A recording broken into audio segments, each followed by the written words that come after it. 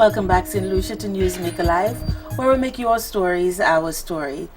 We already have our first caller online. Thank you for calling and thank you for holding. This is Newsmaker Live with Laura. You're on the air. Yes, miss. Good night. Good night. And good night to your guests.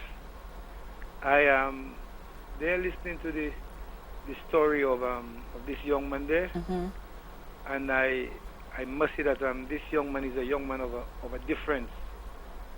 I don't know if you go to a church or if you follow a religion, but you could see that this young man is possessed with a spirit of forgiveness, and I'm really touched and moved by his story, and I wish that other young people could take a page from his book. That is the kind of people that we need in our society. Definitely. And as he say, he entertain at times thoughts, but it is good to see that he could allow maturity and the calmness in him to take the better part of him, and I wish him all the best in his endeavors.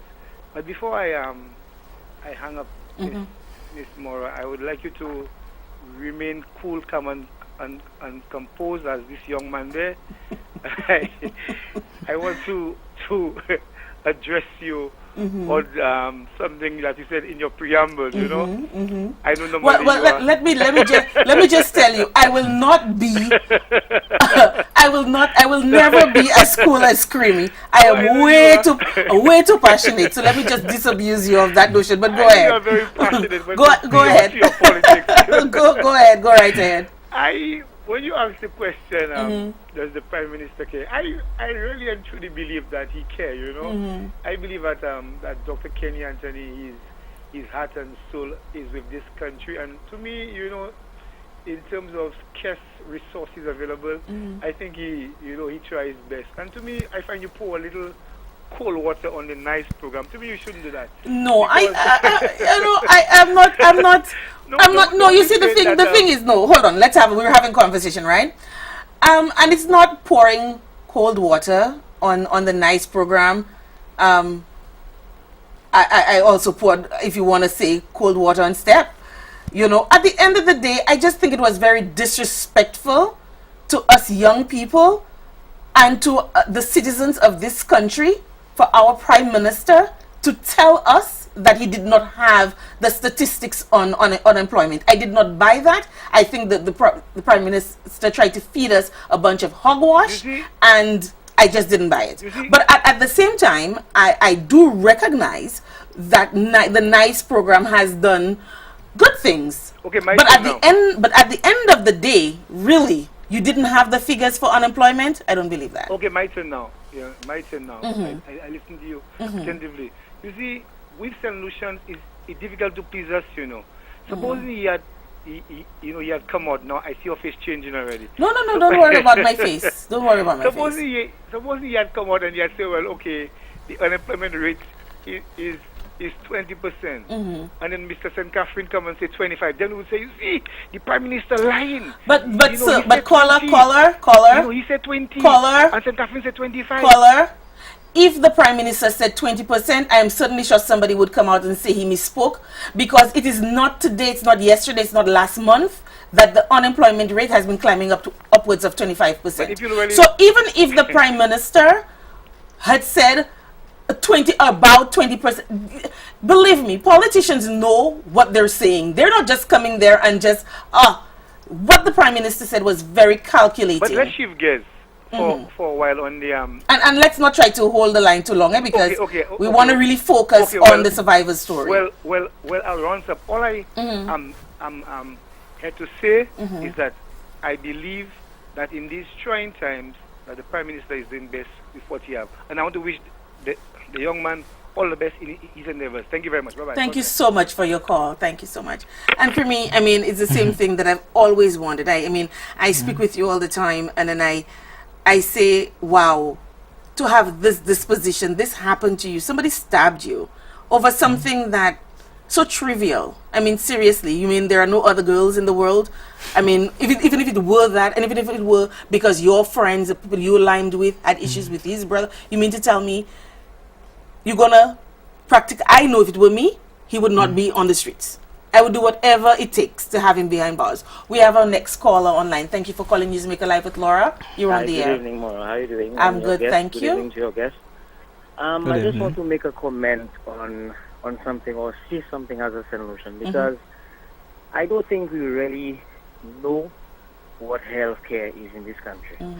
Because when you go to the hospital, sometimes if you see the way people are and the way you're being treated when you come to the hospital, it's like you're going to the police station and filing a report.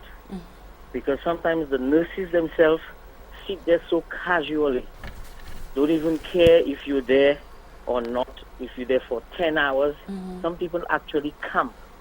And I've gone through the experience, sometimes if you don't get angry in the hospital to express yourself, to say, you're just going to sit there until you yourself die of something. You understand? And there's no care in St. Lucia, because these people, not even the Minister of Health, knows what care is. And that is why sometimes I ask the question, do we care? Because you can't, in Kermie's case, I was very happy to hear that when he got in, they treated him right away. But then you're trying to find, he's been stabbed, and then you're re-stabbing him, for all intents and purposes. Not even painkillers you gave him to dull the ache of re-stabbing him, and he's already in pain. He can't feel his leg, and that's all you do. You just poke him, and then what? Because you sterilized it, that makes it okay. And 4 days later, he cannot see a doctor to tell him what his problem is.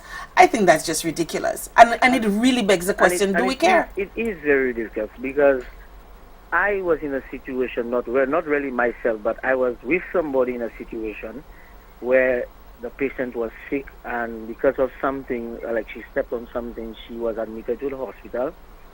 And in the hospital itself, she got infected. After having that experience in the hospital, she's getting infected, and I'm there, and the nurse is saying, well, that's a common thing, because, I mean, you serious? That's a common thing? That's a common thing. That is all the bedside manner? That is all you're going to say to somebody who already came in ill and is getting iller, if that's a word, or sicker, as you're in the hospital, and they're telling you, well, these things happen? Well, I don't really care for what these things happen. I don't actually believe we have hospitals. I all call them healthcare centers, not basically hospitals, because it's come to a point where, if you realize in St. Lucia too, that if you don't have money, you can't go to Tapio. Well, it's a private hospital. You understand? And I'm saying, for a very long time, I was speaking to Rick on it the last time I tried to call his show to say that these people who we have here and saying, okay, they know what health is and health's about, they build a big building for mad people. Okay? There are more mad people on the street. You understand? And you have a hospital where you don't have enough beds, you have sheets. So say that if there's a mass, something that's gone, and you need to bring people to the hospital in hundreds, do you think VH will be able to handle that? And critical mass for the hospital, I think, is 12, As long as you have 12 people coming in at one time, that's, that's I don't critical even mass. think VH could handle 3 people. Wow. To say if there was a major accident or something. And that is sad. And that is sad that we have that perception. That is sad that we do not have that level of confidence in our healthcare institutions. That's how it is. Because I was at the hospital today, and I was speaking to a nurse and asked, does the Minister of Health know how this hospital is being run? But you wonder sometimes. I don't think they really understand the needs of people in this country. You wonder sometimes if they ever fall ill, and if they do fall ill, do they fall ill, Trust me, they'll not go to VH. I can guarantee you that. Well, thank you for your she call. Will not go there. You don't think so? Never. Well, Never. Thank you for your call, sir. No problem. Enjoy the rest. Thank you. So, Krimi, do you agree with that? That, the healthcare in St. Lucia is a bit... Yeah, it's very poor. Very poor? Yep. Yeah. I mean, you had to stay in the hospital 4 days. Exactly. And then you were at the hospital for a month and they were not able to tell you what was wrong with you.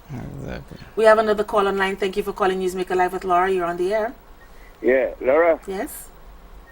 I listened to you and I listened to your last caller there. Let me tell you, a lot of us blabbing our mouth especially where which hospital is concerned. You will still have the new general hospital. You have St. Jude. The same problem will occur. You know why I'm telling you that? Tell I've me. had the experience Tell me. overseas. Tell me. And I'm telling you, overseas is worse than here. Tell me about it. I went to a hospital with my child mother up there from 4 o'clock. You know what time I leave there? Tell me. 2 o'clock in the morning. So that makes it okay. So I'm just letting So that you know. makes it okay if you go overseas and you wait from 4 o'clock to 2 o'clock. No, That- just that makes letting it- you know No, the because scenario because which let you are let's let complaining no there. no, but let's think about it. How many people? Where were you? Where which country was it that you went? Canada. Okay, how many people are in Canada, and in that area, in that province or that city that Let you me were tell in? you, the point is that's not how many persons No, living there. or the not. point- bottom the line point- is, the in point is- hospital- Now, let me give you another scenario again. While I was there, they brought a stabbing fella there. The fella was bleeding. Imagine that guy had to stay for a while when the pediatric people do whatever they had to do. He had to stay there and wait. So I'm just letting you know. Did he die? St. Lucian's is just Did he a die? set of people who like Did to he die? complain for all sorts of Did he things. did he die? No, he did not. Did he get at least attended to at some point? Did the What the- I'm saying to did you, they he did they gets stop the bleeding? attention Did he get when any he attention? reach. But he still Exactly. had to wait. How many of our people get to the hospital and they're bleeding and they die?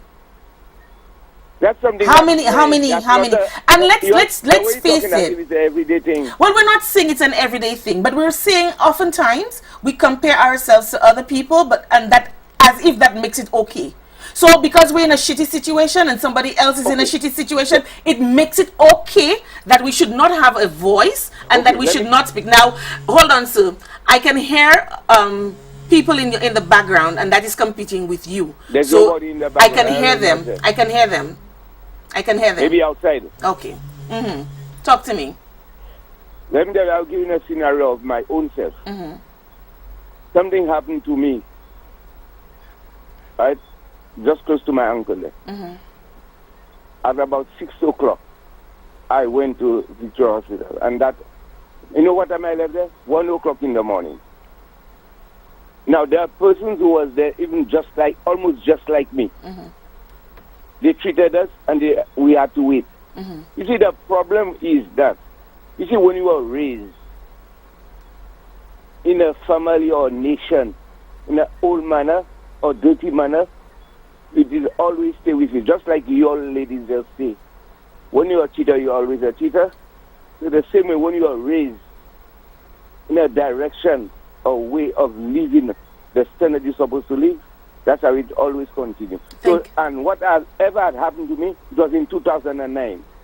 Right now, this year, November, this year will be 6 years since I went to the surgery. So that happened to me in 2009. So when people complain as if whoever government in power, etc., these things have no logic. I don't think you know, at the end of the day, at the end of the day, sir, I don't think it's about whichever government, successive governments. We've always said that we have poor health care. Our people are dying. Pregnant women are coming in to give birth and they're dying. People are coming with stab wounds. They're not, the stab wounds are not that critical and they're dying. They're bleeding out. We can count the number of persons. We know of all the horror stories of people who have been treated badly at hospital. That does not make it right simply because somewhere else it is bad. We have rights in this country, and if you would like to suffer in silence, that's okay. But if somebody else feels that they have to speak out against what they feel is an injustice, you cannot say that you're just blabbing them out. That's their right. And when politicians come on platforms and political platforms and make promises, then they ought to be held accountable for those promises. Good. You remember? All of them, they ought to be held accountable. Remember I made a statement to you? Once, I think in your last program, I made a statement to you.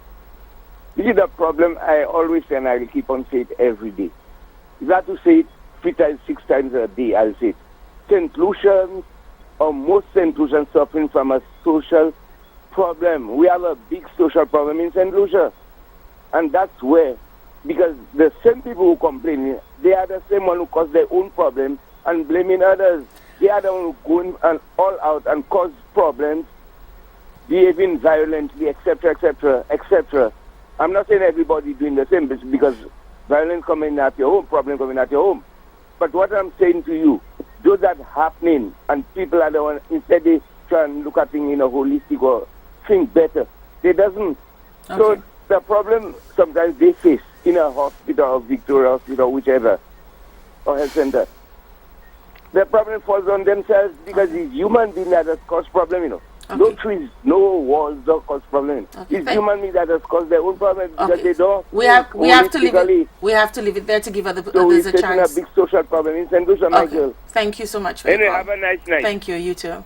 But you see, I have a problem with that because, Krimi, in your case, you didn't go looking for each problems. The last place you would have wanted to spend the day after Valentine's Day was moved to the hospital, you know, and then you had to suffer from that. So I don't think, you know, with this caller, I think he's looking at it one-sided.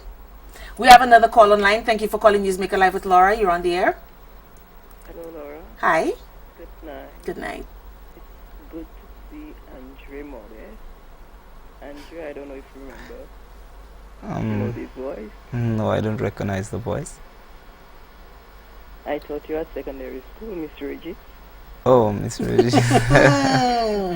Tell us, Miss Regis. I'm good, Miss Regis. I'm good. Sorry to hear what has happened to you. This is the first time I'm seeing you since you left school.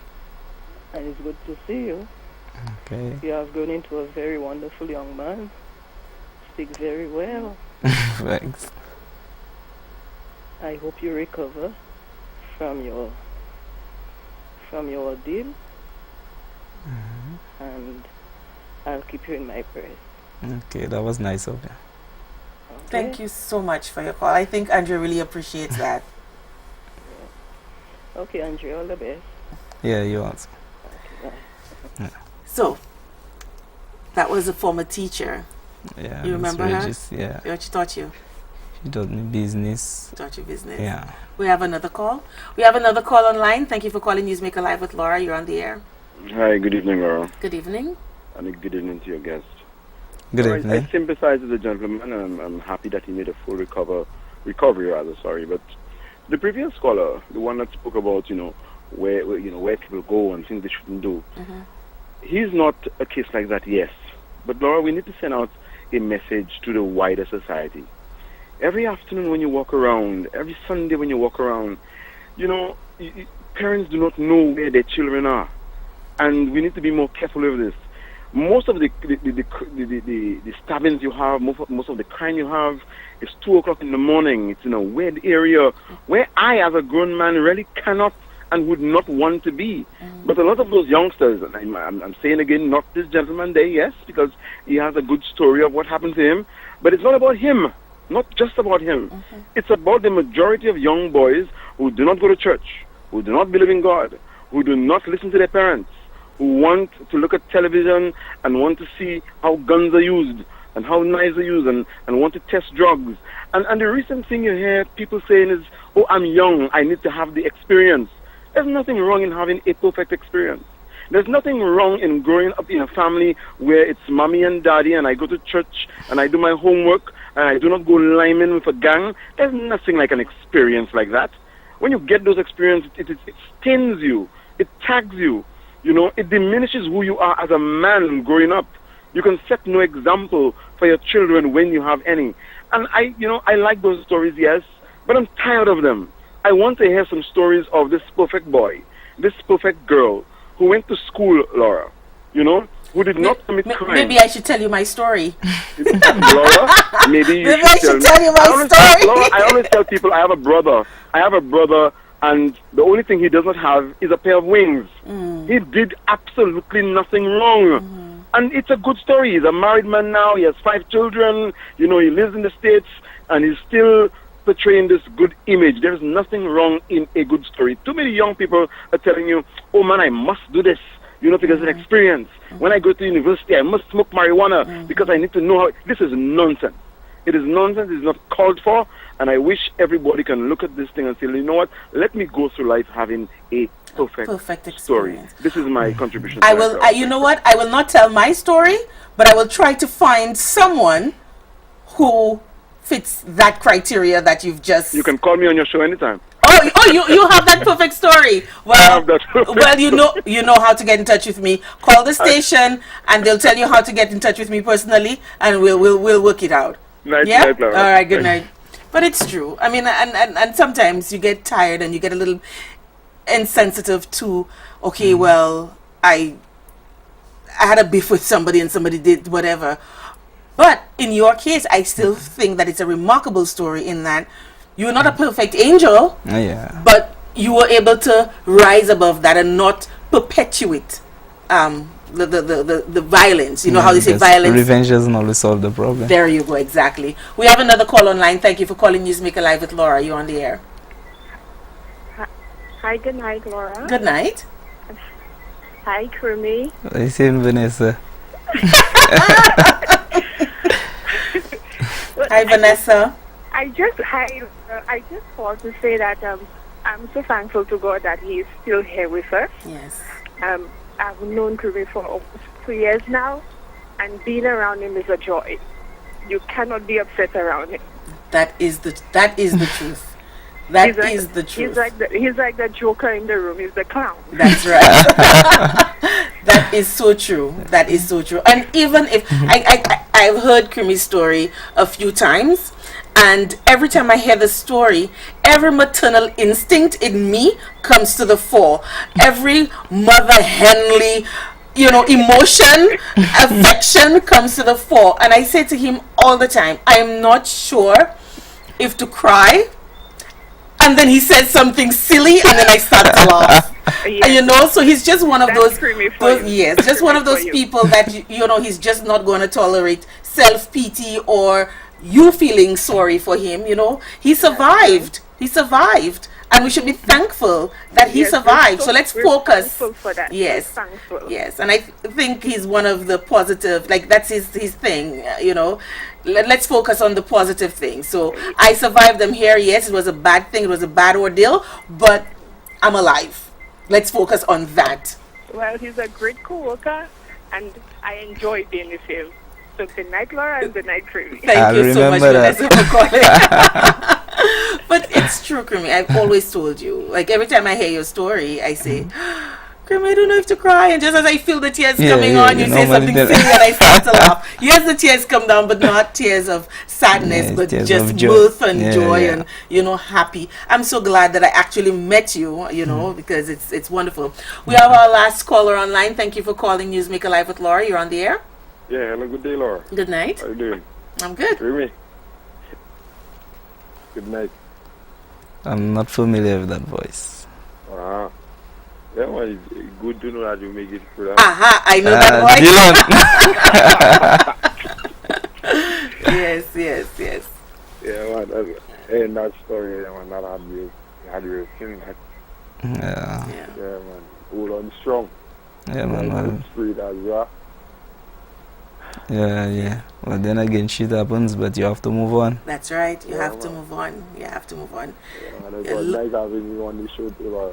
Thank you. Thank you, Dylan. Thanks for calling. And that was our last caller. Dylan, I'm calling you Dylan now. Krumi, do you have anything that you want to say to anybody in particular? Do you want to shout out anybody? I know, Kim, you want to say thanks to Kim, Dr. St. Rose, maybe, for pointing you in the right direction? I just want to say thanks to Kim, because if it wasn't for her, maybe I wouldn't be like that today. Because based on the way I was, I've improved a lot, and I really want to say thanks to her. And if it wasn't for Dr. St. Rose, maybe I wouldn't have known what was the issue. Why was I walking like that in the first place? So I want to say thanks to him too. Yeah, and I want to big up Massive Distribution. I knew you would want to say that. Creamy, thank you so much for being my guest. Thank you for being such a gentle spirit and a happy person, and not thinking, dwelling. So many times things happen to us and we dwell on it. And even when we've gotten to a better place, we have those moments of darkness when we think about it and we think, you know, I want to do that person in. And a lot of us are not able to get over that dark cloud. But you have proven that it can be done, that all you need is a little faith and hope, and that you can overcome anything, not just a physical disability, but mentally. You could be mentally strong. I think your mom ought to be very proud of you. And I think, you know, the Bible says, train a child up in the way that he or she should go, and they will never depart. And though you may not be a church person, but I think the discipline that your mom instilled in you as a child, that carried you through. I too have a few people that I have to say hello. I met some wonderful cousins at hospital this past weekend. Veronica, Imagina, and Roberta. You know, that's my long lost family from Choiseul. I want to say hello to you guys. I want to say hi to Roya. I want to say hi to Glenn, Emran.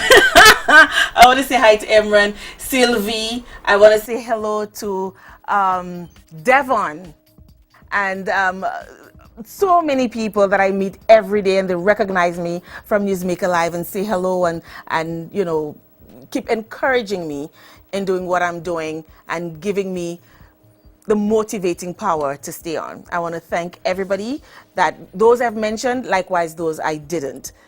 This has been another episode of Newsmaker Live with Laura. Signing off. See you next week.